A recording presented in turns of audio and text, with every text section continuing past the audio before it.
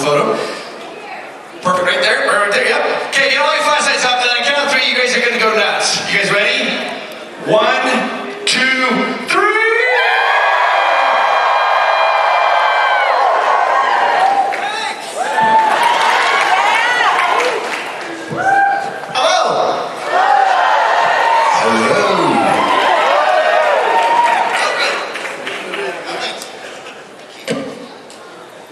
Hi, y'all. Tampa, Florida. It's awesome. You are awesome. You've been so fantastic. What a wonderful, wonderful weekend. Beautiful. So lovely meeting you all. Thanks, guys. You guys, we're so happy to have you here. One more time, guys. Give them a huge round of applause.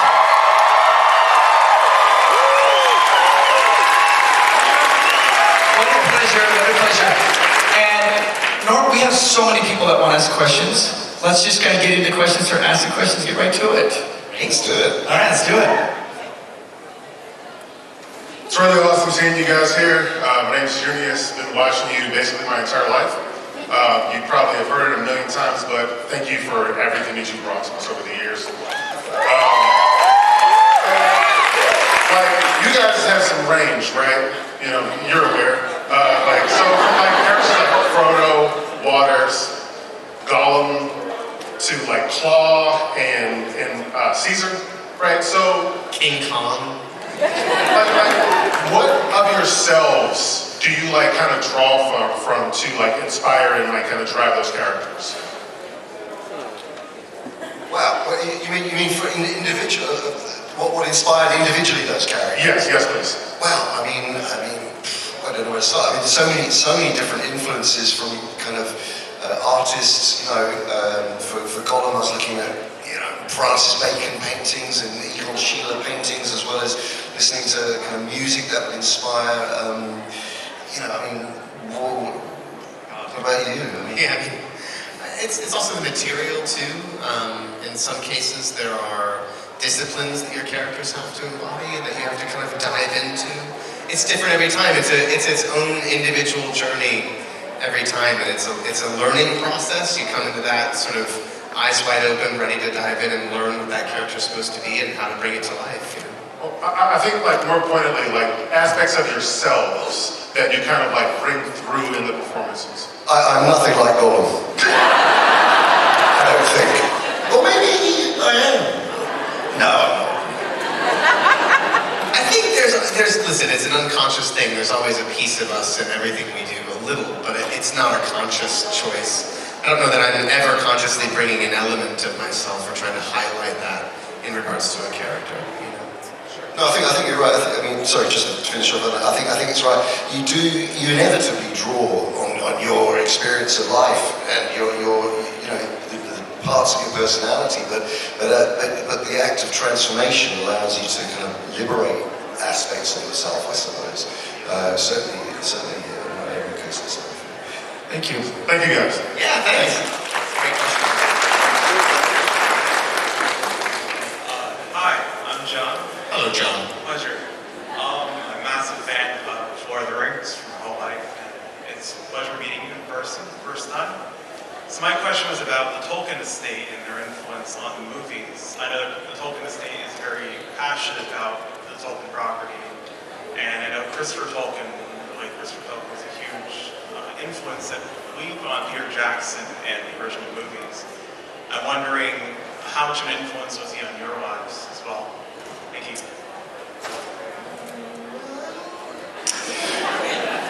Thank you. During the movies, not so much. We weren't aware of it, were we? During the movies, I actually, in terms of the audio books that I've done, I think I've had more influence from the estate, because they've been, they have their publishers, and they're very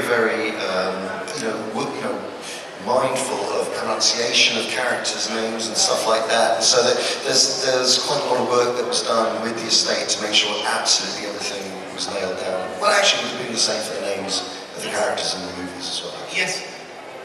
In that regard, there was a great attention to detail.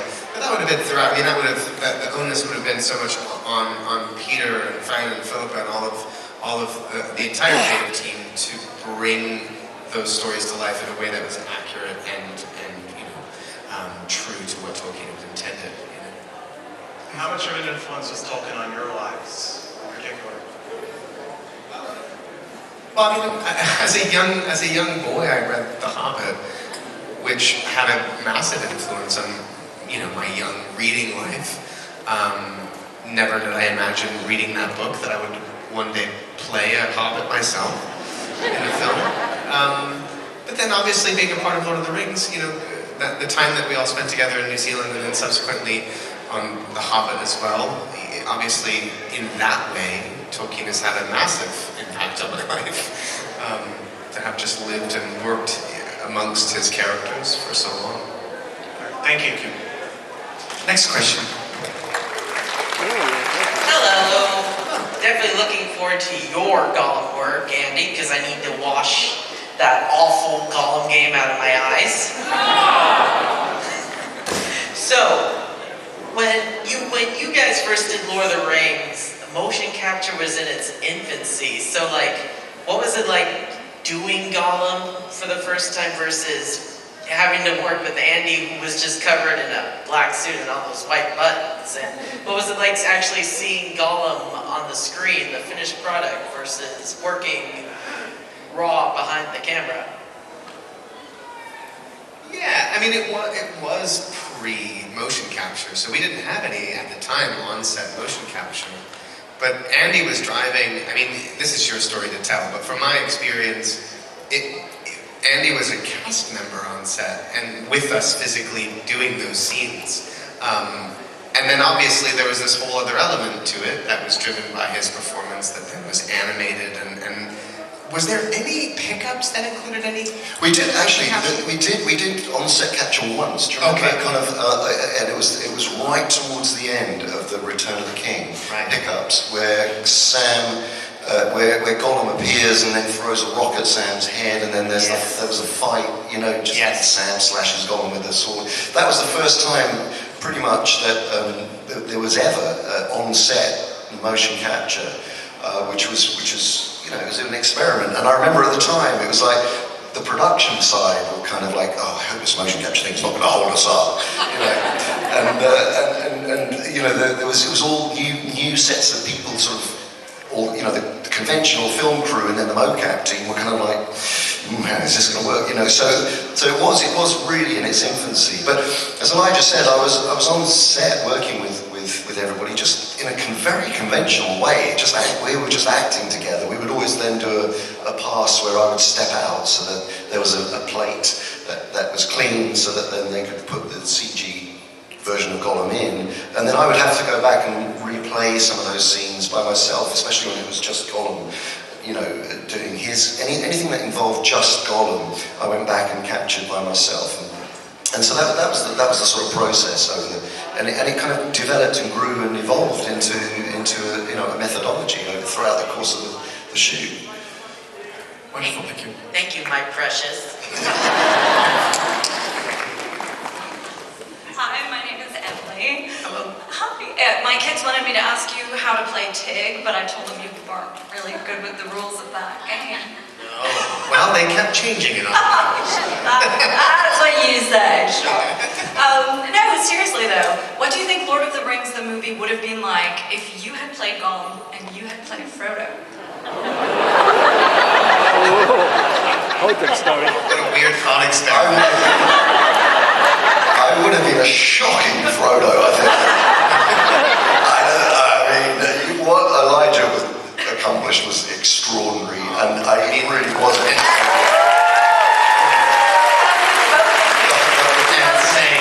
I don't know that I could have done what he did either. Thank you. Next question. Yeah. Hi guys, I'm Stefania. Hello. Hi, I have the privilege of teaching high school English and literature, and I finally got Lord of the Rings into my repertoire. Yes! So I have Is it the entire 3 books? I'm so glad you're asking me that because that's where I'm going with my question. Oh. So for the first quarter, we're doing Fellowship of the Ring. Yeah. And I did get permission to do Two Towers and Return of the King. But the caveat is I have to get them enamored by the literature. And although I'm confident in being a good storyteller and a good educator, I'm wondering what advice you guys can give to me to get them, trapped into one more. I think get them to read passages of, include them in the storytelling. It's all about, the power of the story. And if you can get them to take ownership of some of the characters or take ownership of parts of the story or, select really kind of moments which reflect different, aspects of what Tolkien was after, but really kind of, allow them to have a part of it, I think is because often in school it feels like handed down information, and that's, I'm sure it's not in your case, I'm sure you're... Yeah, my supervisor is convinced that I'm going to lose them in the literature, that I'm going to bore them, so. Well, what have they read in your class heretofore? Like, what else have you had them read? I'm curious. It's actually my first year with this school, but for 9th grade literature, I've always done Of Mice and Men, done Lord of the Flies, what else have I done? Animal Farm? What? No, I haven't done Animal Farm. I'm doing Fahrenheit 451 though, with a different class. But yeah, so I'm just looking to... I don't think you'd lose them. I mean, listen, it's dense and it's verbose, and there's a lot of words of Tolkien's creation to get through. It's incredibly dense and beautiful, but I mean, they're reading incredibly dense books already, and there's a lot of excitement, and I don't know. I don't think you're going to lose them. There's also a major motion picture trilogy that they can... At the end of it, they can be like, well, that's the plan. get through Fellowship and we can watch it in class. Right, which is the plan. So, thank you, and I love that idea, Andy, about that. Maybe I'll actually bring it to life. Having them read is a really good idea. I like that. Having them read, participate. Just take ownership of the characters, and because there's so much art. That's the thing. There's so much art in the story, and that's what will carry them through, I think. Thank you so much.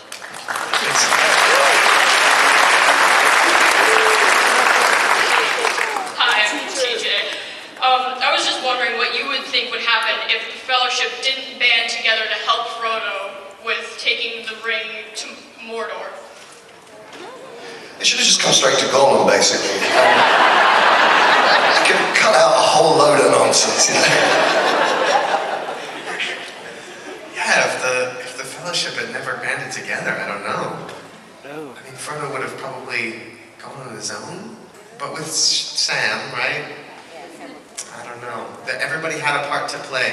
It was an intricate web of individuals participating. None of it would have been possible had everyone not played their part. That's the reality. So it needs the Fellowship. Middle-earth would have been doomed. There's a huge debate online about a scene in the movie when Sam has the ring, and he's gonna hand it back to you, and you kind of snap, you're like, Sam.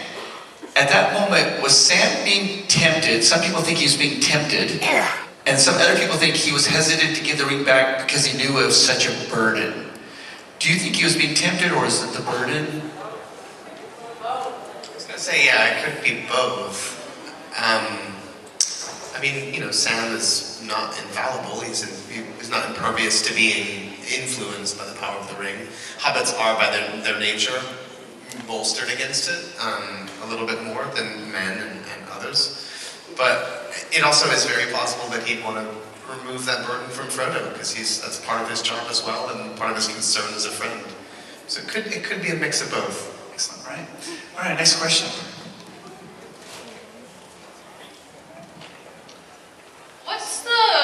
What's your favorite thing that both of you have done, either together or a separate thing? You're saying what work have we done that we love the most? Oh boy, I mean, we're both fortunate enough to have worked with, and I'm not answering you, but amazing people throughout our lives, really talented directors and other actors, and it's really hard to, I mean, The Lord of the Rings wasn't particularly special experience because it wasn't just about at root you were telling the most amazing story, but you were telling it with the people at the centre of it who are full of love for the world, you know, and were great storytellers and passionate storytellers, and so when you're in an environment where their kind of method of work and their attitude to work and their love of the text and so on reverberated through thousands of people who were working on those films. It was. I don't think I've ever really experienced anything quite as special in that sense. It was a proper family, and the other thing was, you know, Peter was very, very cognizant of you guys. He wanted to share the storytelling process with you. As you know, the behind the scenes of Lord of the Rings was a huge part of the process, wasn't it? You know, the sharing of the story of how it was created, and being amongst them as filmmakers and storytellers, that they are rare human beings, and so I think that's why it felt so special, wasn't it? Absolutely, and it's kind of unprecedented the way that they shared the process. I've met so many people who have watched the appendices in the DVD, all the extras, all the mini documentaries, and they have gone on to work in film, or it has inspired them for their individual, you know, vocation within the film industry. And that's really beautiful, that kind of sharing spirit. Yep. And it was an extraordinary effort to put those films together, and it was really the work of thousands of people working together with so much love and reverence for the material and for Peter and his vision as well. Thank you. Next. What was your least favorite and favorite scene to film in the whole entire trilogy?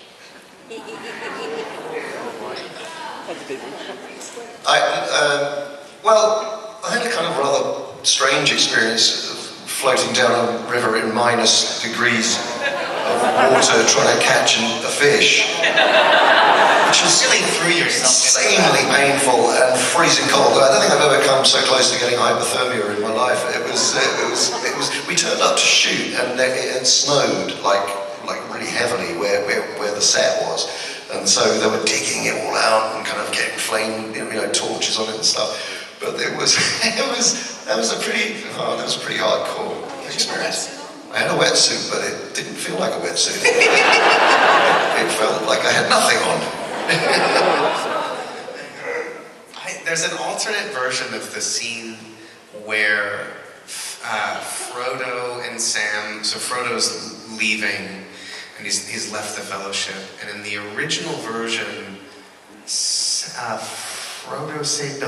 saves Frodo, not the other way around. So Frodo falls in and Sam pulls him out, instead of Sam falling in and Frodo pulling him out. So we shot that in similar freezing cold mountain runoff water. And I was in the water for probably 45 minutes, and I believe I turned a shade of blue. It wasn't hypothermia, but it was quite close.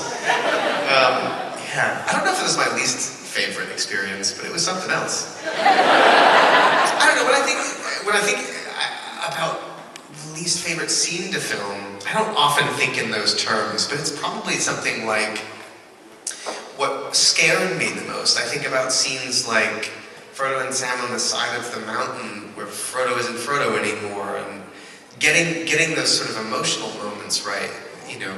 So I don't think in terms of like my least favorite experience, but I think in terms of the scenes that sort of frighten me the most, because I want to make sure I get them right, because there's something at their core that it's important to get across. So I think about scenes like that, you know.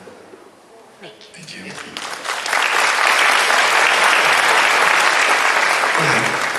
Hi, I'm Linda. I'm originally from France, and my question is, was there a specific moment when you realized how deeply the Lord of the Rings movies resonate with fans all around the world?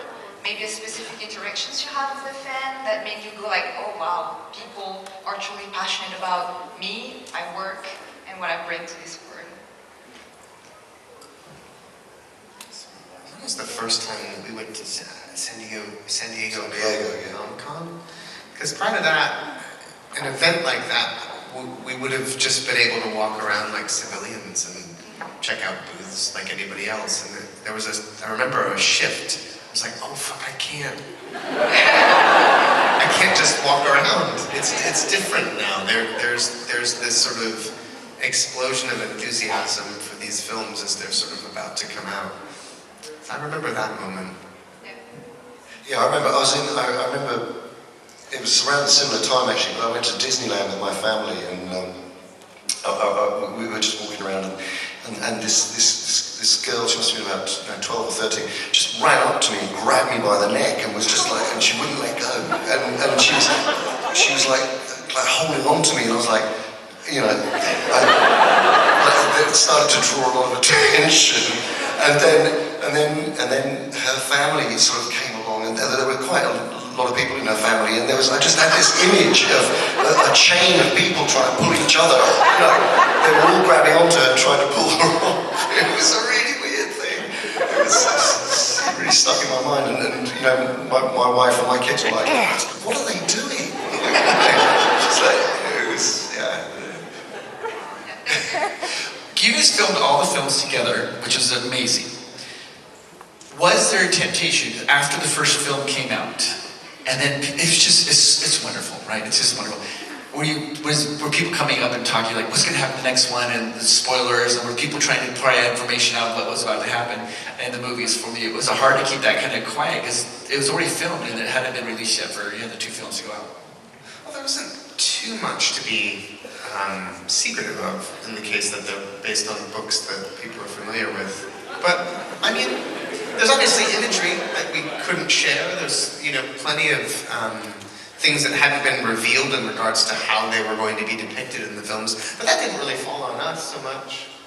And the truth of it is that we never really stopped filming. You know, we shot all 3 movies at once, but we went back every year for additional filming, for pickups, for, you know, they had the luxury of being able to focus on each individual film prior to their release. So in the edit, Peter would look at how the film was and seeing maybe missing pieces or things that they wanted to accentuate, and we'd go back for another 2 months of filming every year. And there were other units that never stopped. The miniature unit shot for 4 years consecutively. So there wasn't really, it's funny that there wasn't that much. I don't remember being cognizant of having conversations about the next film so much with people. There was an anticipation of them coming because we were sort of in it.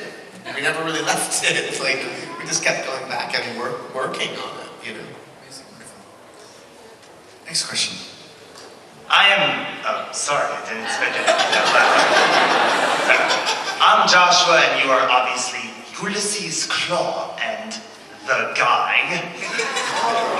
So, like my friend Junius said, you guys have had a wide range of characters that you play. I mean, Mr. Circus has played King Kong, Supreme Leader Snoke, and Gollum, but he's also had his face on camera a few times in Black Panther, obviously, and Star Wars Andrew. And Mr. Wood, we usually think of you being in live-action films like Lord of the Rings and Spy Kids 3, but you've done some voice work in the past with Cartoon Network's Over the Garden Wall. So, between the two art forms, what do you prefer, voice acting or on-screen acting?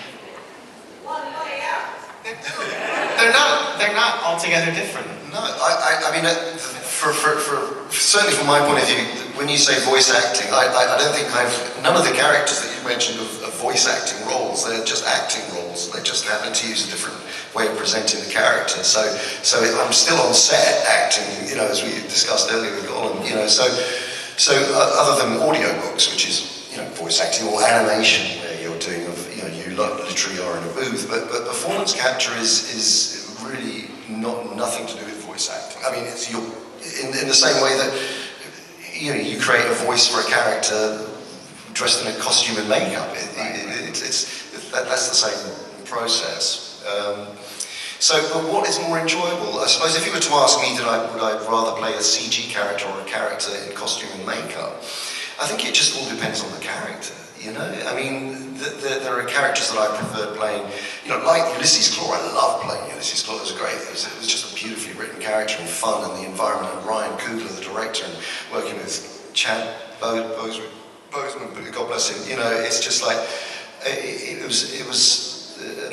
the whole experience of making that film was exceptional. You know, anyway, that's my point of view. And working with Martin Freeman a second time. Yeah, that was, oh, God. Do you know what? I tell you what, no, that was great. I love Martin. When we were on that set of Black Panther, some of you may know this, but we were known as the Tolkien White Boys. Who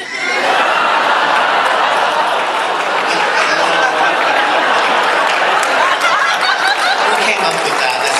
That was Ryan, the director. He said, guys, you'll have to help me here. I've never directed a scene with two white actors before. Can you just tell me what, you know? It was just brilliant. It was so fantastic. Yeah, that's awesome. Exactly. Next question. Thank you.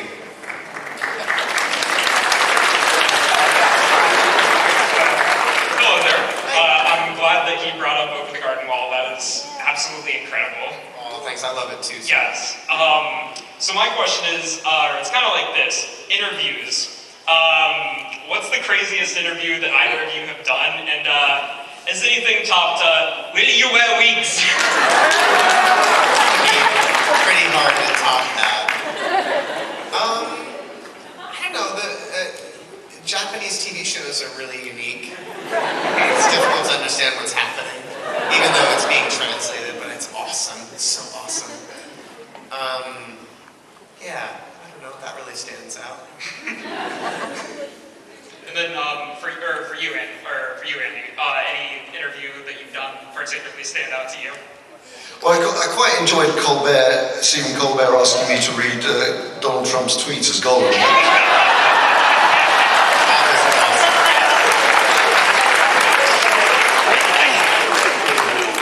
Next question. Hello, you're both incredible. I have a question for Elijah Wood specifically. What was it like voicing in Psychonauts 2 as Nick from the mailroom? So fun. I'm a big Tim Schafer fan. I grew up playing LucasArts video games in the 1990s. Things like Full Throttle and Day of the Tentacle. Big fan of him, Monkey Island as well. Big fan of him and his writing and his voice. So I got to work with him on his sort of return to adventure games with Broken Age. And then I got asked to do a voice for Psychonauts 2. It was just a joy. I love him. I love the director that he works with for the voiceover stuff. It's just a great time. And I love those games. Awesome, thank you.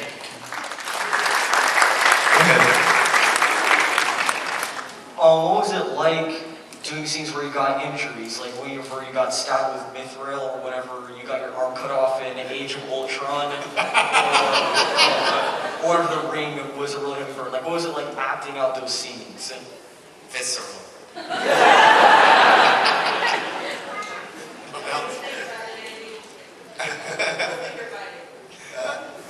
No finger biting.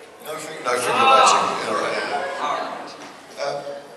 No, I mean, they're always, you know, the thing is, well, actually, on Lord of the Rings, the thing that Peter Jackson does is he shoots a lot. He shoots again and again and again. And there were many kind of, you know, moments where people got hurt. I remember when Vigo got his teeth knocked out in a fight with an orc.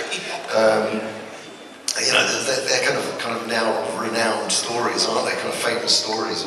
They were tough. We would go again and again. I remember the first time, like at Emin Mule, where Gollum jumps on. You know, the first time Gollum catches up with Sam and Frodo, and that fight that we had, we must have done that 25 times. You know, it was kind of like, it was full on. Yeah, full on. You get in the mix for sure. It's quite physical. All right, next question.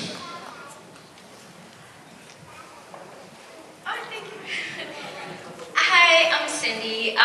So I'm just echoing the French lady's comments on the reach that, you know, a lot of times celebrities don't know the reach. So I'm originally from Kenya, and one of the books that I read that I got it as a gift from my dad was The Hobbit, and I brought it up to my English literature teacher, and they approved it. So that is one of the books that I graduated with in high school. And then in 2001, Lord of the Rings came out, so I was really excited. So I just wanted to just echo those sentiments that a lot of what you guys do go, extend far and beyond.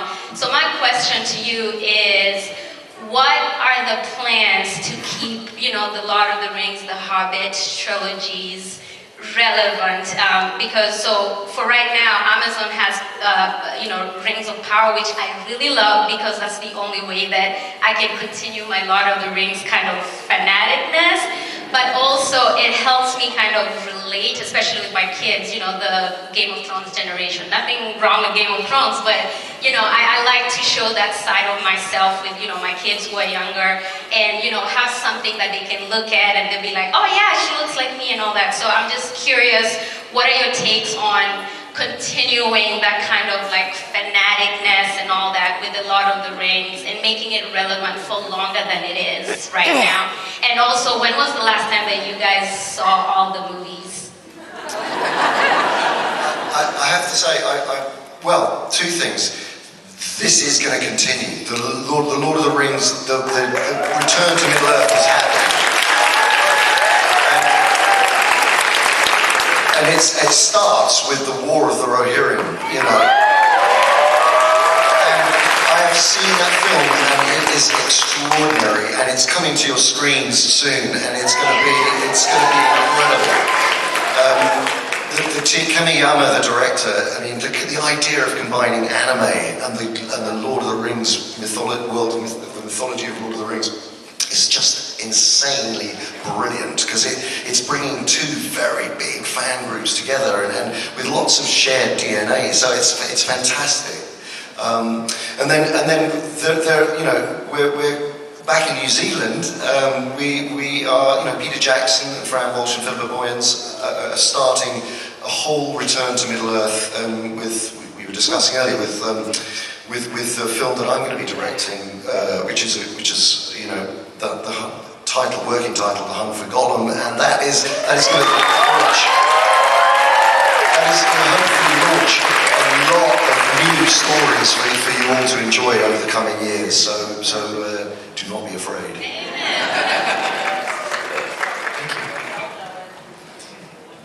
Next question.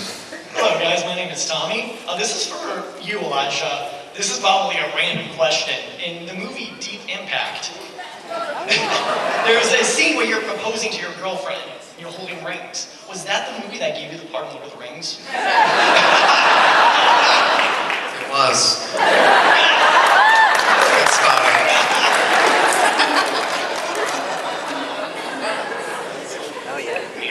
Hello, Andy. Hello, Elijah. Big fan of Lord of the Rings. My dad showed me it when I was 8 years old in 2003. Changed my world forever. And thanks for that. So, Lord of the Rings, there's a lot of different versions of it. One is called Robot Chicken. Are you two familiar with that? Yes, I am. How many? Did they do one Lord of the Rings short? They done like 3 of them. One is like Tolkien's son wrote Lord of the Rings, and the other one was Gollum and Frodo in the third movie. I can't mention it actually rated G. And I don't know the third one, but have you seen those? Robot Chicken's amazing.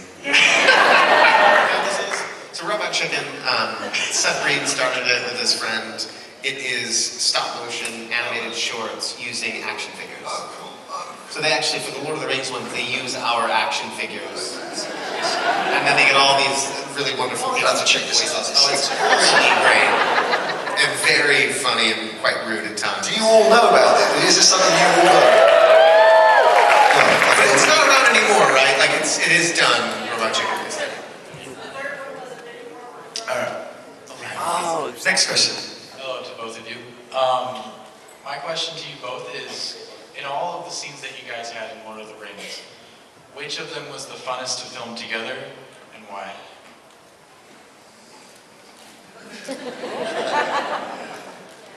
Wow, that's tricky, because the stakes were always so high for the characters. So we have giggles. Frodo and Gollum never shared giggles.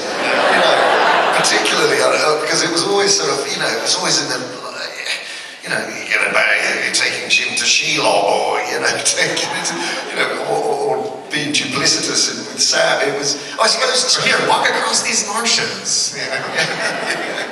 I think the rabbit scene was quite fun. That was quite fun. That was quite fun. That was good fun to do, but mostly because it was at Sam's expense. Thank you. Hey guys, how's it going? My name's Isaac, and I spent this last week kind of just rewatching all the extended editions. I was just wondering if you guys had to go back and redo those movies 25 years ago or whatever, if you could play a different character, who would that be and why? I don't think I would want to. You have to. Look, I think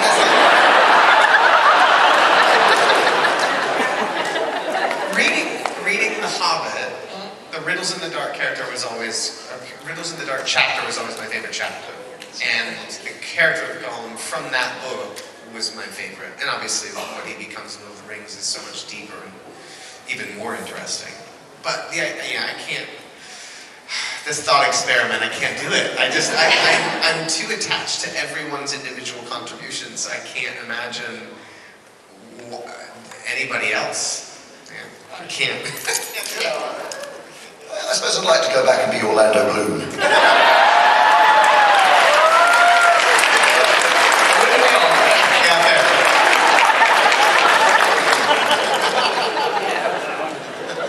I think he'd want to be Orlando Bloom as well. Hi, Leah. Fun fact, it actually took me like 3 to 4 tries originally to get through the Lord of the Rings book. But once I got through it... Don't tell that English teacher. I was like... Doesn't bode well for her class. My question, I'm not sure if both of you have read this. I know you've done a podcast on it, but what is your opinion on the Silmarillion, and what is your favorite character from it? I've never read the Silmarillion. I did the audiobook recording of it. It was one of the biggest challenges of my life. I was terrified of that book anyway, and then when I was asked to do the reading of it, I was absolutely, just the build-up to actually doing, sitting in a room with a microphone for 8 hours a day, trying to read the Silmarillion. Oh my God. No one else to grab hold of, It was terrifying. I don't know if anybody's heard it actually. Has anybody heard it?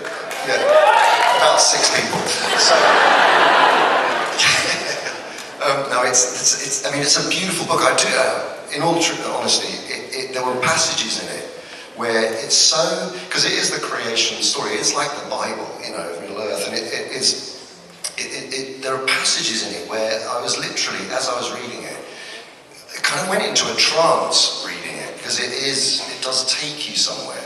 And so rather than it being a favourite character, it was actually, there were passages in that book where I actually lost sense of where I was, and it just took me.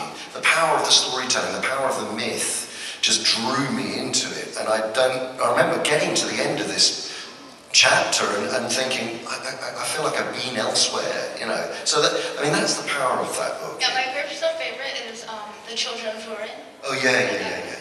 Yes, absolutely. That's a great chapter too, and also Luther and Mary, that's it. That's the love story. Yeah. Next question. So similar to the question before, have there been situations when, after Lord of the Rings ended, how there was the podcast that's talked about Lord of the Rings, and when you come back to do the audiobooks, how has it been kind of coming back to your characters or coming back to the experiences and friends from that series? Revisited it a little bit more. Yeah, no, I'm sort of burrowing back into that world now as we start the process, and it is fascinating, kind of going back to a character that you worked on 25 years ago, actually, and then had another go at, sort of 10 years after that. You do reevaluate things. You do kind of think, there's so much more to it than I thought, and there's there's still fertile ground to be uncovered, certainly with the characters. So it's with kind of joyful inquisitiveness that I'm sort of going back into it. So I'm very excited about what is it about Gollum that we want to explore in this next film. But it's quite scary too. But there's the world is so rich, and the potential for story within that is there's almost an embarrassment of riches. It's just like, well, what do we want to pull out of it? Oh, it's so exciting. Wonderful, thank you. Next question. Hi. Hey. What are your guys' favorite video game to play, just on your free time? Lately, I've been playing Thank Goodness You're Here. Has anyone played it? No one knows this game? It's so fucking great. It's called Thank Goodness You're Here. So there's a game company that published this game called the Untitled Goose Game. Does anyone know? Okay, alright. Come with me. So they've just released this game called Thank Goodness You're Here, which is set in this English town. It is really British. It is so British that Brits are like, how is this translating to an American audience? And you're this little guy walking around this town helping people out. It is so weird and gross and funny and charming. I love it so much. So yeah, I've been playing that. It's great. It's on Switch. It's on every platform. Thank goodness you're here. It's great. You were big into Animal Crossing for a while, weren't you? Yeah, like everyone else during the pandemic. But yes, that game is great. It was a really beautiful moment where we all had nothing else to do. Yes. And we were all on our Switch just building our islands. It was amazing. All right, excellent. The next question.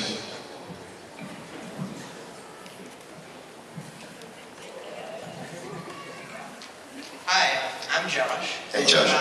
First of all, thank you for everything you guys have done. Brought joy to so many people. Over the Garden Wall is like one of my favorite animated works ever. And also your on-screen Alfred, your Alfred is probably my favorite live action Alfred that I've ever seen. It's very fatherly. It's really great. Thank you. But so going back to the one of my favorite things ever, the prank interview with Dominic. One thing I remember you guys were talking about or mentioning for a second was that you were into DJing and electronic music. And something I'd like to ask anyone, no matter who they are when I meet them, is talking about music, their favorite kinds. So what's your favorite musical experience you've ever had? Like concert, movie, anything? And maybe your favorite artist.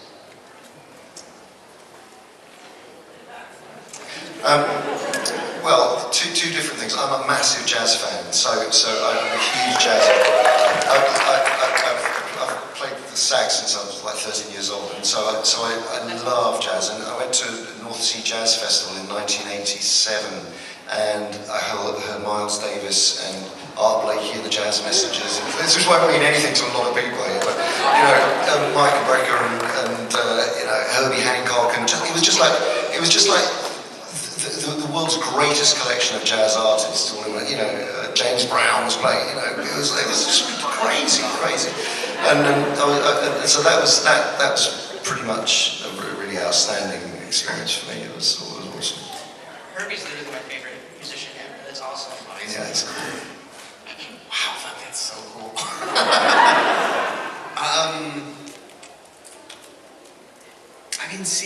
I got to see Prince a bunch. Many times in different scenarios, and that was always extraordinary. I just think one of the greatest living artists of all time. Performance and songwriting. That one really stands out. But I don't know, I see a lot of live music, and I've been lucky enough to see some pretty incredible shows. And a favorite that sort of stands out, that's kind of unique because it was specific to a festival. There's a great festival that goes through Austin, Texas called South by Southwest, and there's a whole music side of the festival that's quite legendary. And I saw the band Gang of Four. I don't know if anyone knows Gang of Four. Great post-punk band from England. they had reformed. It was the original members. It was on a rooftop in Austin, Texas. And they used to do this thing where they would beat a microwave oven with a baseball bat in time with the music. And I still have a piece of the bat and the microwave broken. And it was just incredible to see that on this parking lot roof. It was really incredible. I'm a big fan of that band. Awesome, thank you. You guys, we are out of time. But one thing, you give a huge round of applause. When I see you, everything is connected.